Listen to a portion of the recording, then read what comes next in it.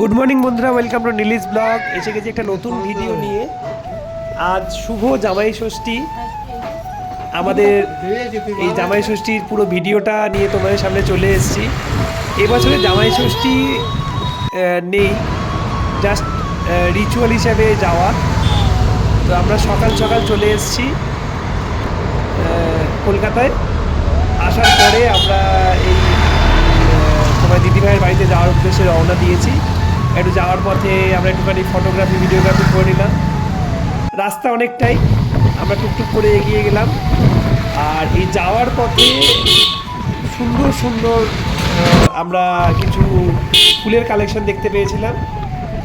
আর সেখানে সময় সোনামানি অনেকটাই রাস্তা জার্নি করে আসা হয়েছে, তাই শুয়ে পড়েছিল, তো দেখতে পাচ্ছ। আমরা আস্তে আস্তে বাড়ির পথে এগিয়ে এসেছি। এই জামাই ষষ্ঠীতে খুবই আনন্দ করেছি আমরা। এবারে যে রান্না হয়েছে, পুরো রান্না বান্নার দায়িত্বটাই কাকারা নিয়েছে, সেটাই আর কি এখানে কথাবার্তা হচ্ছে। বাবা কাকা দুই কাকা মিলে সব পুরো অ্যারেঞ্জমেন্টটা করেছে। মা কিছুটা সহযোগিতা করেছে, দু একটা পদ হয়তো সম্ভবত। পুরো অ্যারেঞ্জমেন্টটাই কাকারা করেছে, পুরো ক্রেডিট বাবা, ছোটো কাকা, মেজো কাকা, পুরো ক্রেডিটটা তাদেরকে। তো আমরা মোটামুটি পৌঁছাতে দুপুর হয়ে গেছিলো, দুপুরের কাছাকাছি 1-2 বেজে গেছিলো। আমরা পৌঁছে গেছিলাম, একটু মেঘলাচ্ছন্ন ছিল। আমরা ভাবতে পারিনি যে এত সুন্দর অ্যারেঞ্জমেন্ট তারা ছেলেরা মিলে। আমি জানি না তোমাদের বাড়িতে কারো হয়তো হয়, যাদের বাড়িতে হয় কমেন্টে জানাবে। মানে আমি তো আমার কাছে এটা অভূতপূর্ব, একটা ভালোবাসার জায়গা, খুবই ভালো লেগেছে। তো কাকাদের জন্য একটা করে ডাব নিয়ে যাওয়া হয়েছে, খুব কষ্ট হয়ে গেছে। আর সোনামারি এই দালানকে পেয়ে একদম শুরু হয়ে গেছে আনন্দ করা। অনেকটা রাস্তা ট্রাভেল হয়ে গেছে বলে একটু টায়ার্ড। তো তোমরা কখনো ভেবেছো মানে শাশুড়ি মা ছাড়া এই কাকা শ্বশুররা, বাবা বা শ্বশুর মশাই, কাকা শ্বশুর সবাই মিলে এই যে রান্না বান্নাগুলো করবে, আমি তো ভাবিনি। আমি তো মানে আমার ভাবনার বাইরে ছিল। তো মা যতটা সময় পেরেছে হাত লাগিয়েছে, লাগিয়ে 1-2 পদ যেটা আর কি বলা। তো অনেকটা জার্নি করে আসার পরে আমরা একটুখানি ফটোগ্রাফি করবো বলে পুকুরের ধারটায় চলে গেছিলাম।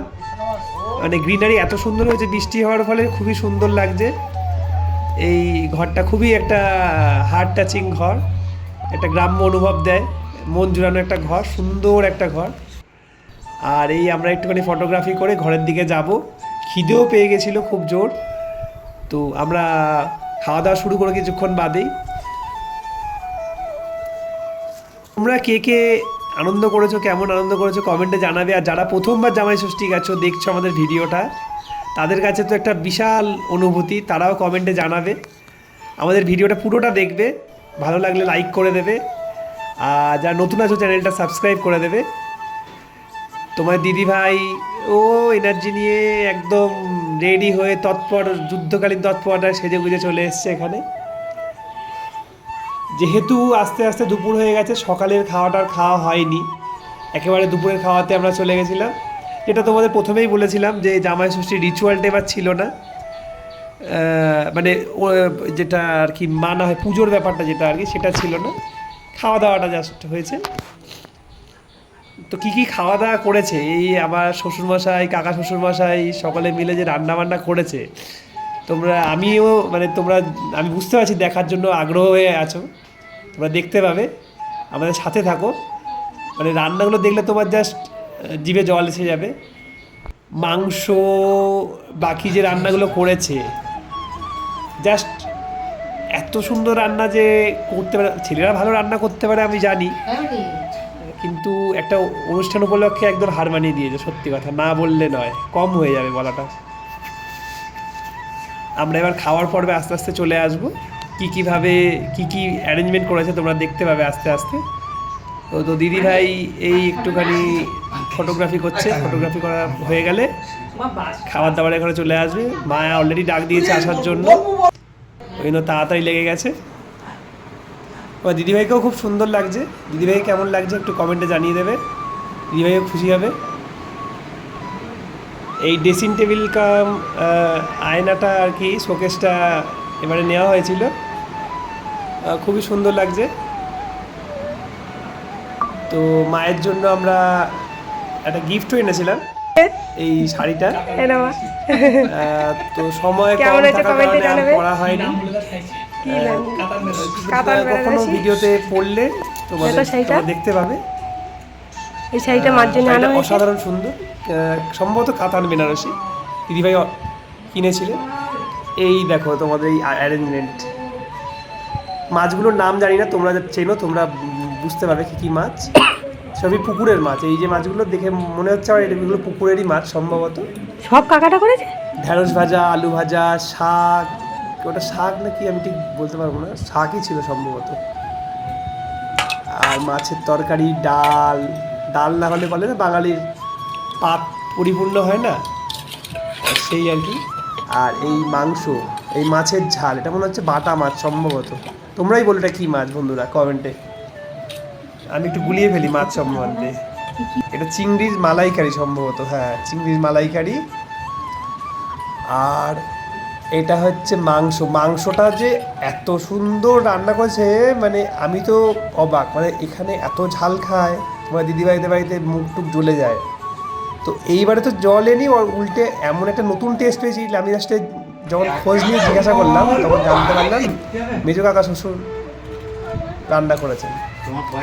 মানে না বললে নয় আর কি, এত সুন্দর রান্না হয়েছে, খুব সুন্দর অ্যারেঞ্জমেন্ট করে সাজানো গোছানো করেছে। মিষ্টি দেখলেও তোমরা অবাক হয়ে যাবে, এত রকম মিষ্টি মানে ভাবা যায় না। মিষ্টি দিয়ে যাচ্ছে শেষ হচ্ছে না। রাজভোগ, লেডি ক্যান্ডি, শুকনো সন্দেশ, বিভিন্ন রকমের সন্দেশ, মানে বিশাল আয়োজন, বিশাল আয়োজন। এইটা তোমাদেরও আশা করি খুব ভালো আয়োজন হয়েছে। তো আমার কাছে তো ছেলেরা মিলে এত সুন্দর আয়োজন, বারবার তোমাকে বলছি, তোমাদের বলছি, ওটা সত্যি মন ছুঁয়ে গেছে। এখানে শাশুড়ি এত বড় হচ্ছে, শাশুড়ি হয় না যে মানে দেখতে এত বড় হচ্ছে যে শাশুড়ি পাকা হাওয়া দিচ্ছে। এই পাখা, তিনটে পাখা আর কি। এখানে একটা ছোট টেবিল পাখা, একটা স্ট্যান্ড ফ্যান, আর হাত পাখা দিয়ে হাওয়া হচ্ছে, হাওয়া দিয়ে বসে দেওয়া হয়েছে। সোনামণি কি বলছে দেখো।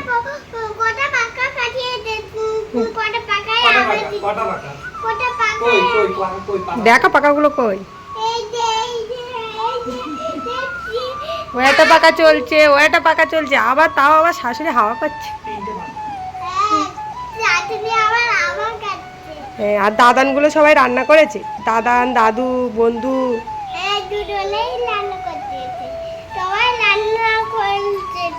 তুমি একটু খেয়ে দেখো কেমন হয়েছে। খাবে না তুমি? কি তোমার কি মনে হচ্ছে যে ওরা রান্না ভালো হয়নি? ভালো করেছে? ভালো করিনি। সোনামানিরও খুব খিদে পেয়ে গেছিল, ও খেতে আমি রান্না করি ভালো তো আর কি। তোমরা রান্নাগুলো দেখতেই পাচ্ছ। আর এখানে কোল্ড ড্রিঙ্কসও ছিল, কোল্ড ড্রিঙ্কসটা আর মানে পরে তাই আলগা দাদা দাদা না এই মেয়েরা আমার সাথে খেতে হয়েছে, উনি অপেক্ষা করছিলাম রান্না করে আমি লেট করে ফেলেছিলাম আর কি। তাই আজ্ঞা গাই তুমি এই খাওয়া দাওয়া আমার যেটা হয় আর কি, ধীরে ধীরে আস্তে আস্তে খাওয়া, সেটাই যতটা সম্ভব পেরেছি খাওয়ার চেষ্টা করেছি। সম্পূর্ণটা খেয়ে ওটা সম্ভব হয়নি। মাংস তরকারিটা কেমন হয়েছে বলো? কিন্তু রান্নাগুলো অসাধারণ সুন্দর হয়েছে, বারবার বলছি, না বললে নয়, কম পড়ে যাবে। কেমন হয়েছে? বলাটাও কম পড়ে, এত সুন্দর রান্না হয়েছে।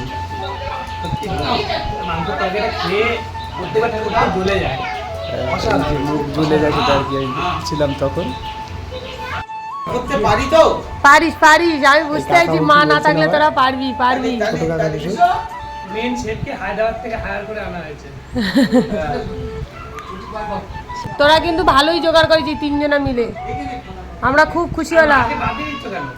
এই যে খাবারটা দেখি না, কিন্তু সকালে, এটা সন্ধ্যেবেলার খাবার, সন্ধ্যেবেলাটা আর কি, সকালে অ্যারেঞ্জমেন্টটা।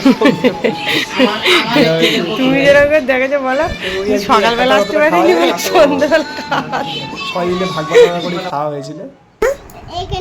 আর দাদু কোথায় শুনবে? ওখানটায় শোবে হবে না, দাদা নে বলো। দাদা এখানে আবদার করছে, দাদান চলে গেল, দাদার পিছন ছুটে ছুটে যাবে যে ধরার জন্য, যে দাদান তুমি থেকে যাও।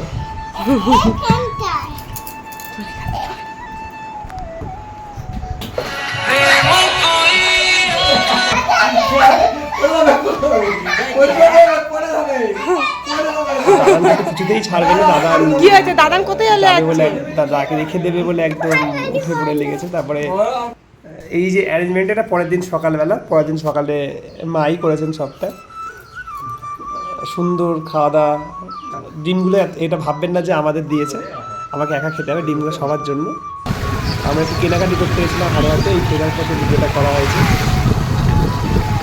আশা করি তোমাদের ভিডিওটা ভালো লেগেছে, তোমরাও খুব ভালো উপভোগ করেছো। যারা জামাই ষষ্ঠী গেছে তারাও খুব ভালো উপভোগ করেছো। কেমন লেগেছে ভিডিওটা কমেন্টে জানাবে।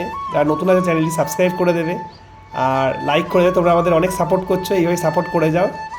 তোমাদের একটা লাইক আমাদের এগিয়ে যাওয়ার অনুপ্রেরণা। আর যারা নতুন আছো চ্যানেলটি সাবস্ক্রাইব করে দিও। সকলে খুব ভালো থেকো। Stay tuned, Nilis blog.